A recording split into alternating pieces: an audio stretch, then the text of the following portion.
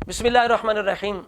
बरादरान इस्लाम, आपने कहावत सुनी होगी कि जैसा देश वैसा भेस, और एक चेहरे पे कई चेहरे सजा लेते हैं लोग। ये बहुत बड़ी मिसाल इस दौर में जवाद नकवी साहब की है कि ये दावा तो करते हैं कि हम इत्तेहाद उम्मत के दाई हैं और तफरीकाबाजी के ख़िलाफ़ हैं, लेकिन इनका जो अंदाज़ है वो दोगला है। ये बिल्कुल इनके अपनों में ज़ुबान और होती है और जब मसाली के लोग बैठे होते और होती है।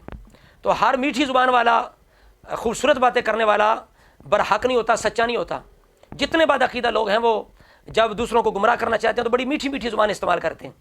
तो हमारे बोले वाले जो मुसलमान हैं वो हर मीठी ज़ुबान वाले को सच्चा समझ लेते हैं, ऐसी बात नहीं। बल्कि इससे पहले हमें अक़ीदा देखना चाहिए, अगर ज़ुबान कड़वी भी हो, सख्त भी हो, क्या अक़ीदा इस बंदे का सही है। इस वजह से करके जवाद नकवी साहब की पॉलिसी देखें कि दोहरी इनकी पॉलिसी है, अपनों में कोई बात और बाकी जो मसाली के लोग उनके सामने कोई बात। अब जब अपनों में ये बयान करते हैं तो माज़अल्लाह मुहाजिरीन अंसार के बारे में किस तरह जहर उगलते हैं।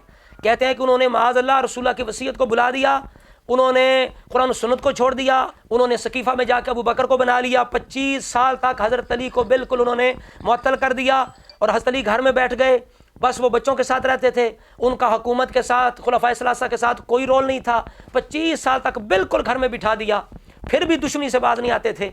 ये ख़ुद अपनी जनाब कानों से इस बंदे की ये गुफ्तगू सुने कि मुहाजिरीन अंसार के बारे में किस कदर ये बंदा जहर उगर रहा है और लोगों के दिलों में वो बरूद भर रहा है। रसूलुल्लाह काफ़ी है, अब रसूलुल्लाह के बाद आले रसूल नहीं बन सकते। और वो दुश्मनी फिर अमीरुल मोमिनीन के साथ कुरैश की दुश्मनी शुरू हुई। अब तवज्जो करें, पहली जंग अमीरुल मोमिनीन के खिलाफ। अब अमीरुल मोमिनीन 25 साल के लिए बरकरार, खाना नशीन, गोशा नशीन, और जितनी जिम्मेदारियां हैं वो सारी, उसमें कोई जिम्मेदारी अमीरुल मोमिनीन की नहीं है। अभी बिल्कुल एक आम इंसान की तरह जिंदगी गुजार रहे हैं। जब अली गोशा नशीन है तो भी अली के साथ दुश्मनी है।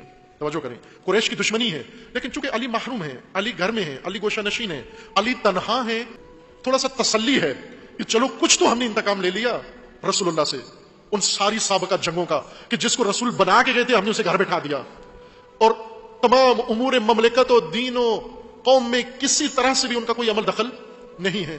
फकत घर में रहते हैं, अपने कामकाज करते हैं अपने बच्चों के साथ, और किसी शोबे में उनका कोई अमल दखल नहीं उनका। इसने थोड़ी सी तस्कीन दी हुई थी, लेकिन जो ही अली ने ज़माम अमर संभाली, खलीफा चहारुन की हैसियत से वो कीना शोलावर हो गया। नाउज़ुबिल्लाह अस्तग़फिरुल्लाह लानतुल्लाह अल काज़िबीन। आप देखिए क्या मुहाजिरीन अंसार के बारे में इस तरह की सोच रखने वाला, नौजवान नस्ल की तरबियत करने वाला, क्या वो इत्तेहाद उम्मत का दाई हो सकता है? क्या वाकई वो तफरीकाबाजी से उसकी नफरत हो सकती है? ऐसी कतन बात नहीं है।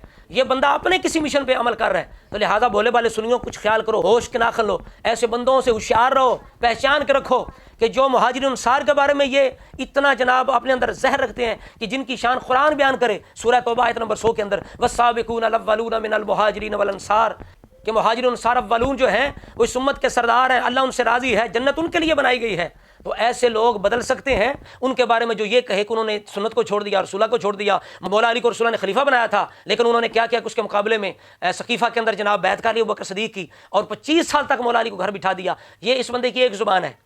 अब दूसरी ज़ुबान अब आपको सुनाते हैं कि जब सामने दूसरे मसाले के लोग बैठे हैं तो ये बंदा खुद अपने इस बयान की तरदीद कर रहा है, अब दूसरी ज़ुबान इस्तेमाल कर रहा है सिर्फ लोगों को पंचर लगाने के लिए। अब सुनिए, मांगता हूं जिसके हल के लिए अली इब्ने अबी तालिब मौजूद ना हो।